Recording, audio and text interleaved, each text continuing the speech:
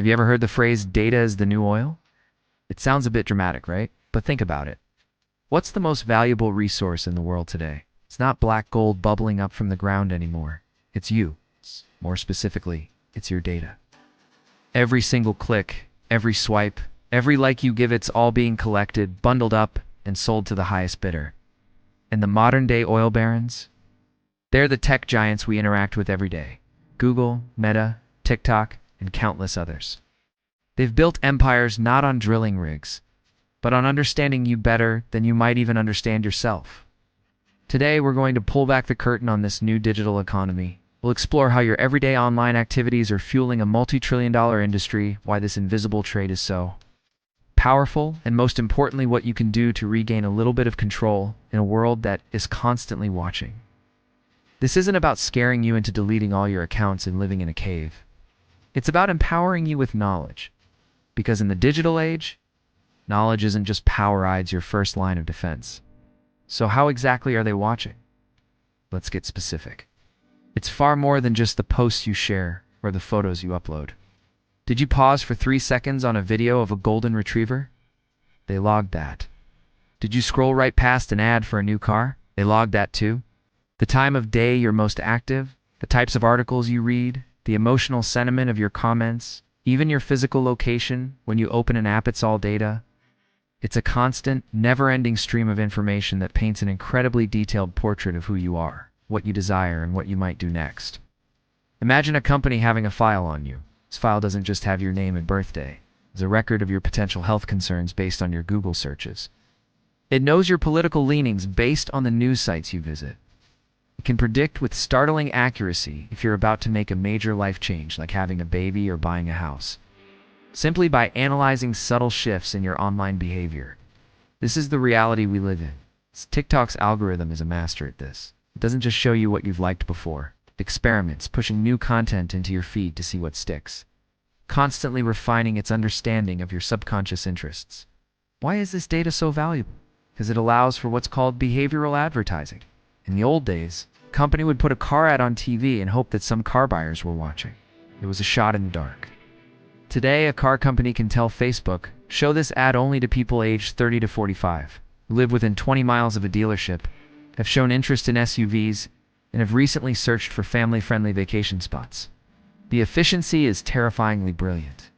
They're not just selling products, they're selling certainty to advertisers, selling you. Core of this entire system is a simple, unspoken agreement.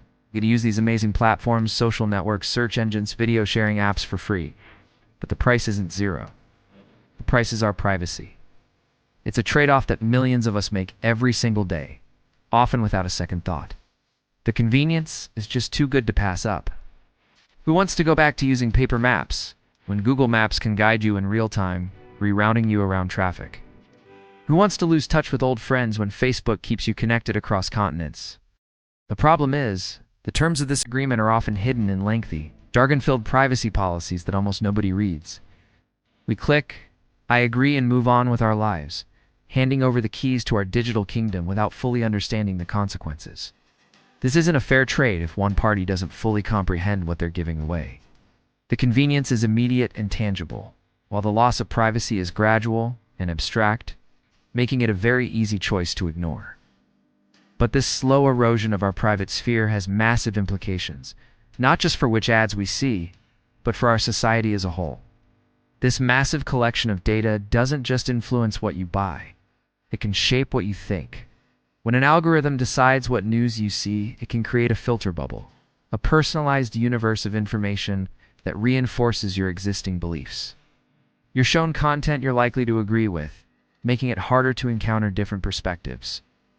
Over time, this can polarize communities and even influence the outcomes of elections. The same tools used to sell you sneakers can be used to sell you an ideology. This is where the power of data moves from commercial to profoundly societal, and it's a power we need to be deeply aware of. So are we just helpless pawns in this digital chess game? Not entirely. The good news is that awareness is growing, and with it, a movement to reclaim our digital rights. One of the most significant steps in this direction has been the General Data Protection Regulation, or GDPR, in Europe. You've probably seen its effects, those cookie consent banners that pop up on almost every website now. While they can be annoying, they represent a fundamental shift. The GDPR establishes that personal data belongs to the individual, not the company that collects it. It grants people the right to know what data is being collected, the right to correct it, and even the right to have it deleted. It forces companies to be more transparent and accountable. This isn't just a European thing either. The principles of GDPR are influencing laws all around the world, from California to Brazil. Governments are starting to grapple with the concept of data sovereignty. The idea that a country's data should be subject to its own laws, even if it's stored on a server halfway across the globe. These cross-border data control efforts are complex and often controversial, but they signal a global awakening. The era of the digital Wild West, where tech companies could do whatever they wanted with your information, slowly coming to an end. Understanding these regulations is the first step toward flexing your own digital muscles. So what can you, as an individual, do right now? First, become a more conscious consumer of technology. Start by diving into the privacy settings of the apps you use most. You'd be surprised what you've given permission for. Turn off location tracking for apps that don't need it. Limit ad personalization where you can. It might take 15 minutes, but it's a crucial digital health checkup. Second, consider using privacy-focused alternatives. Instead of Google search, you could try a search engine like DuckDuckGo, which doesn't track your search history. Instead of Chrome, you could use a browser like Brave or Firefox with enhanced tracking protection. These tools are designed to put a barrier between you and the data collectors. Third, be mindful of what you share. Think of your online presence as a public space. Before you post, ask yourself, am I comfortable with this information being public, permanent, and searchable? That little bit of friction, that moment of hesitation, can be a powerful tool for protecting your own privacy in the long run. It's about being intentional, not paranoid. This isn't about rejecting technology. It's about demanding a better, more respectful relationship with it. We deserve to enjoy the incredible benefits of the digital world without having to sacrifice our fundamental right to privacy. The future of the internet is being written right now, and we all have a role to play. By becoming more educated, making conscious choices, and advocating for stronger protections, we can help shift the balance of power. We can insist that our data be treated not as a commodity to be exploited, but as an extension of ourselves, something to be respected and protected. Thank you so much for watching and for taking the time to think about these important issues. If you found this video helpful, please give it a thumbs up and consider subscribing to the channel for more content that helps you navigate our complex digital world. And I'd love to hear your thoughts in the comments below. What steps do you take to protect your data online? Let's continue the conversation down there. See you in the next one.